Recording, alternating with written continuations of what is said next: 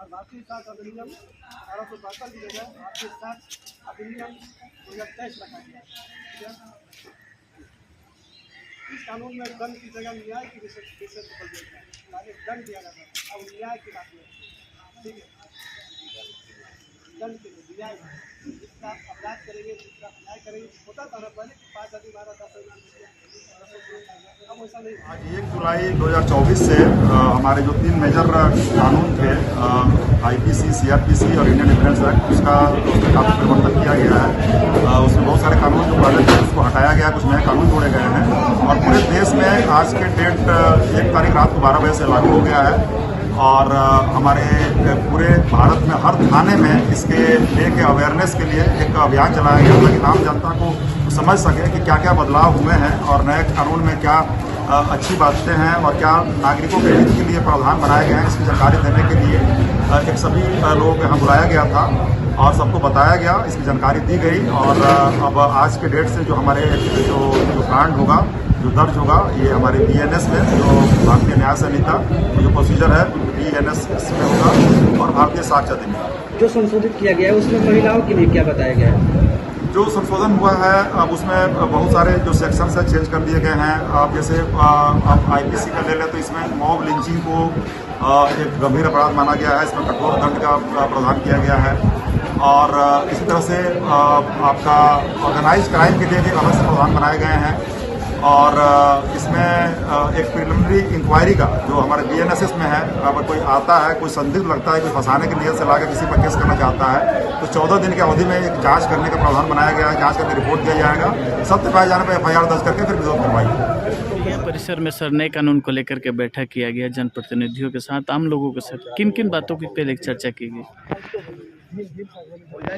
देखिए सर, प्रथम आपको बताते हैं कि हमारे जो पुराने आईपीसी, सीआरपीसी, एविडेंस एक्ट थे, वो अंग्रेजों के समय के कानून थे। ये अब चूँकि बहुत पुराने कानून हो गए थे, नई समय में उसमें बदलाव की आवश्यकता थी। तो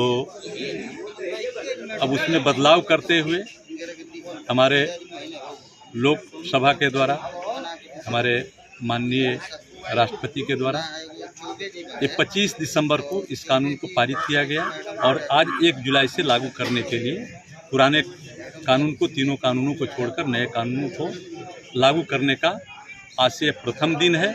इसीलिए नए कानून के संबंध में पब्लिक में भी जागरूकता हो, वो भी जाने कि नया क्या है और पुराने में जो बदलाव हुआ है वो क्यों बदलाव किया गया। इसी के संबंध में वार्ता करने के लिए, एक दूसरे के विचार को आदान प्रदान करने के लिए आज की बैठक रखी गई थी। इसमें हम लोग के द्वारा बताई गई जो कानून की विशेषताएं थी, उनके जो मुख्य बिंदु थे और न्याय प्रक्रिया में जो सुधार हुआ है कि त्वरित विचारण की जो प्रक्रिया आई है उसके बारे में ही बताया गया कि कैसे त्वरित हम लोग को विचारण करके अब न्याय दिलाया जा सकता है पुलिस के स्तर से और माननीय न्यायालय के स्तर से। तो ये बातें बताई गई। कुछ लोगों को जहाँ पर आशंका थी उनके द्वारा सवाल भी पूछा गया, उनका भी जवाब दिया गया, उनको बताया गया। कोई भी सर आपराधिक जो आदमी हैं अगर थाना लाए जाते हैं तो वीडियोग्राफी की भी बात की गई, उनके लिए क्या क्या कानून है सर?